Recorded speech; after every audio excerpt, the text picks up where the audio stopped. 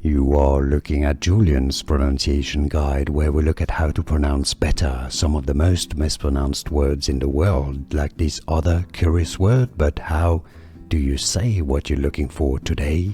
We are looking at how to pronounce these phrases from French, as well as how to say more interesting but often confusing French expressions, including from dancing or ballet. So how do you say this? In French, for reference, it is said as corps de ballet, corps de ballet, because it is French, the P and the S to corps are silent, including in English.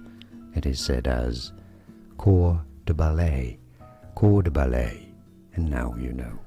Here are more videos on how to pronounce more confusing words and names too many mispronounced. Like this video if you found it useful. I appreciate your support. I'll see you soon, and thanks for watching.